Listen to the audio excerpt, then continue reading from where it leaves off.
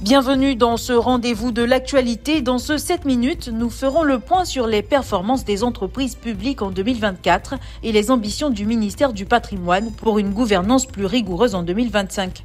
Nous reviendrons sur la célébration en différé de la Journée internationale des droits de la femme, organisée par Women in Mining CI, qui a offert un espace d'échange sur l'égalité des sexes dans le secteur minier. Et dans le cadre de la gestion des parcs et réserves naturelles, nous vous présenterons les grands moments de la 9e édition des Journées des gestionnaires des parcs nationaux, un événement clé pour la préservation des espaces naturels en Côte d'Ivoire. Le ministère du Patrimoine, du portefeuille de l'État et des entreprises publiques a tenu le 3 avril 2025 sa rencontre annuelle d'échange avec les entités du portefeuille de l'État.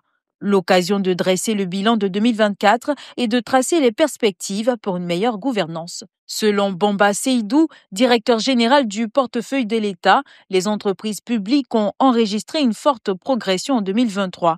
Chiffre d'affaires cumulé de 7 792 milliards de francs CFA, plus 38%, résultat net de 851 milliards de francs CFA, plus 6%, et dividendes réservés à l'État en hausse de 34%, soit 69,8 milliards de francs CFA contre 52,1 milliards en 2022. Les dirigeants sociaux, votre implication dans ce processus est essentielle. Ce cadre de concertation se veut un espace de dialogue constructif où chaque acteur a l'opportunité d'exprimer ses préoccupations et de formuler ses propositions pour améliorer notre action collective. Au-delà de ces performances, d'importantes réformes ont été engagées, notamment la signature de 9 nouveaux contrats de performance portant sur le total à 37. L'augmentation des lettres de mission et le renforcement des audits avec 12 missions réalisées. Nous pouvons nous réjouir donc des progrès accomplis. Nous ne devons pas perdre de vue les défis qui persistent, à savoir le renforcement du suivi des recommandations des audits, à savoir également la poursuite des travaux de révision des modèles économiques des entreprises en activité, aussi d'élaboration de la nouvelle stratégie de gestion du portefeuille de l'État sur la période 2026-2030. Pour 2025, le ministère, à travers Moussa Sanogo, ambitionne d'aller plus loin avec une gouvernance plus rigoureuse et des exigences accrues en matière de gestion publique. Un événement rendu possible avec la collaboration du réseau des femmes du minier en Côte d'Ivoire. Cette journée est dédiée à l'échange, au partage d'expériences et à l'inspiration. La Journée internationale des droits de la femme continue d'être célébrée en Côte d'Ivoire. Le mercredi 26 mars 2025, le réseau Women in Mining Côte d'Ivoire, regroupant les femmes du secteur minier en partenariat avec le Canada, a été mis à l'honneur dans le cadre de cette célébration en différé. Organisée à la résidence officielle de l'ambassadeur du Canada à Abidjan, cette rencontre a offert aux femmes exerçant dans le domaine minier un espace d'échange interactif. L'objectif principal, sensibiliser et promouvoir l'égalité des sexes autour du thème « Genre dans le secteur minier, des lingots aux pépites ». Nous travaillons très étroitement avec des associations comme IFORFI, justement pour pouvoir bénéficier de l'appui des hommes du secteur minier, les hommes qui détiennent, on va dire, les postes de décision, donc qui peuvent influencer les décisions en faveur de la promotion de talents féminins.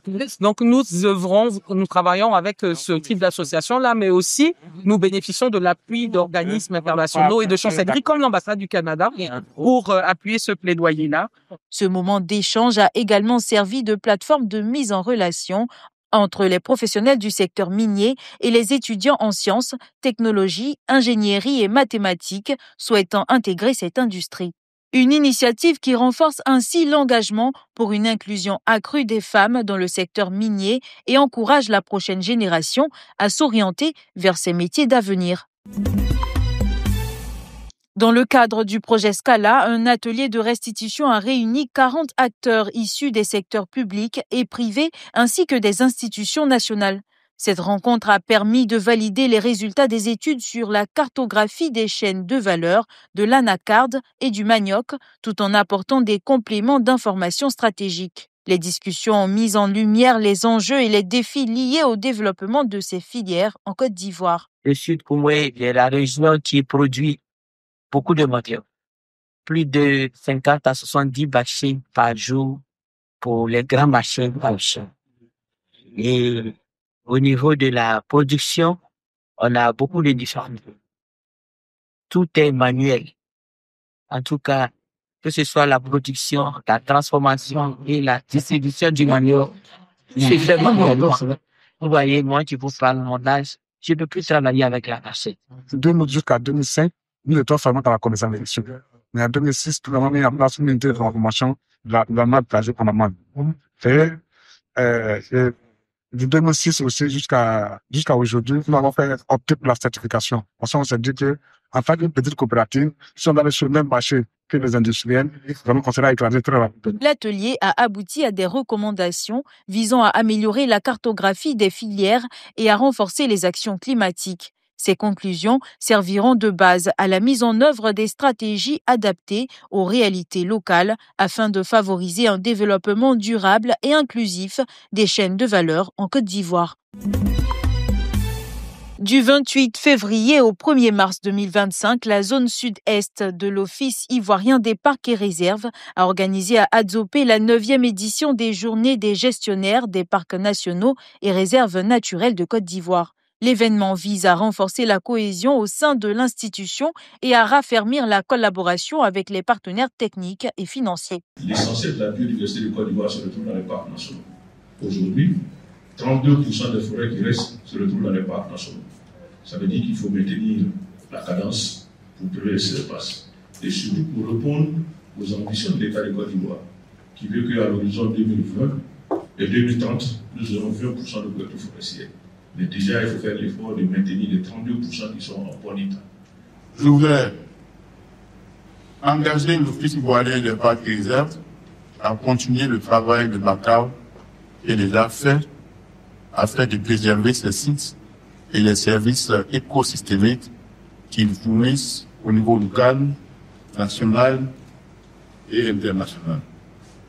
Des activités de team building, un tournoi de Maracana doté du trophée du ministre et une cérémonie de distinction des agents promus et admis à la retraite ont également rythmé ces journées. La précédente édition s'est tenue à Boisflé. C'est la fin de cette édition. Merci de l'avoir suivi. L'information continue sur 7info et sur www.7info.ci.